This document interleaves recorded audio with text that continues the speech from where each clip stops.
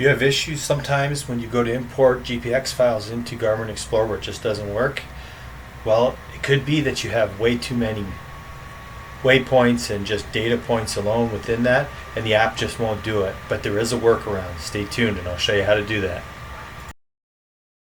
How do we get around that? The issue of trying to import a GPX file and that happening? Well, it's actually pretty simple, just more complicated than it needs. Once again, this is what Garmin does, right? They have this amazing product and they seem to struggle to make it extremely user friendly. So this is something that the Garmin app should be able to also do, but it just can't. So let's show you how this works. So if you go up here at the top right, you have two options here. You have an export and an import. So obviously in this case, we need to import the GPX. So we're going to go ahead, click on here, and this is what fixes it right here, is import lines as routes. Okay, and once it's a route, then it will come into the app for you. Okay, so you go import lines as routes, and any line will be reduced to 200 data points. Okay, so you might see the course won't be quite as accurate anymore, depending on what the course was, but you can actually fix that in the app. So what we're going to do is go ahead and say import as routes. Okay, and you can import it to an existing collection, or add your imported items to a new collection, or you can just import it into your library. Either one, right?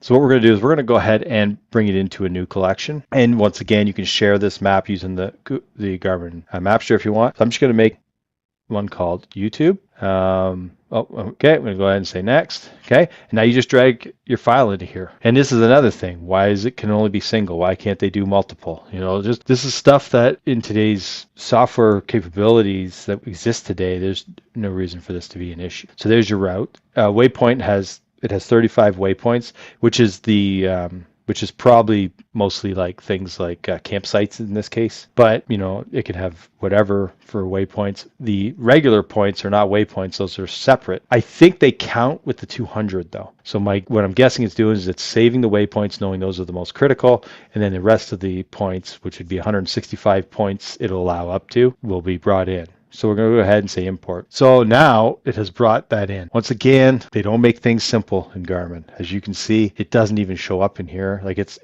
you don't really see it, you know, like it should jump you to that and things like that, but it doesn't. You know, so you know they just don't do a good job of simplifying those things for you, but it's, you know, kind of unfortunately just the way it is. What we can do is go back to map just to get you back to the front page here, and now you can go ahead and check out your collections if you'd like. I created a collection called YouTube, so there it is. Okay, and there's your routes. So this is the entire collection. So if you had multiple routes, they would all be in here.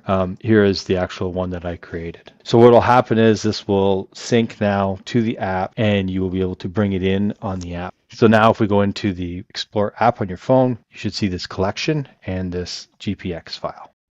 So now we have the Explore app opened up, and if you go under saved, you can see it's right here. So this is the part that gets people. There's a customize option, and what that does, that lets you do things like change the color of the route, stuff like that. What's nice about this is if you have like 5 different routes that you're taking, you can make them all different color and make them stand out in your Explore map if you'd like, right? So when you filter and turn them all on. In this case, we don't need to do that. Discard this changes. Sure, it's fine. You have to do is you got to go into right here, okay? And see how right now I don't have the option to edit, okay? So again, I don't know why it does this. It just doesn't make any sense. But what you do is you go copy as course, even though I already made it as a course. So you copy as course. Now you go in here and you can edit it. So again, I don't know why you have to do that. It doesn't make any sense. Now I can go in here and edit it, and now you see all the points. This now allows you to edit those points. This is very hard to do because I have this pulled up and I'm using my mouse right now, so it's a little bit tricky and weird. But you actually on the app can grab these points and move them. And so like usually what I'll do is I'll zoom in really close and kind of fix the route to match the satellite a little bit better. But the best part is you can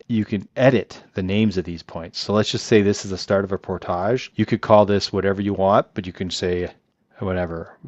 We'll just call it PT1 for portage 1. And then let's just say that this point here is the end of the portage, right? So we name the point, let's say PT2 or whatever you want to call it, right? Usually I'll say start or end, right? Save it. What happens is if you bring this up, say for example on your watch, on your Garmin watch, when you're doing this route and you've got it pulled up on your watch will tell you how far to the next point that you named. It does not bring up these points at all that you didn't name. So if you're paddling across a lake to a portage, it will tell you you have whatever 3 kilometers to the portage. And then when you get on that portage and get started, it'll tell you you have whatever 400 meters to the end of the portage. And it works really nice in that sense. Once again, Garmin stuff is always incredible.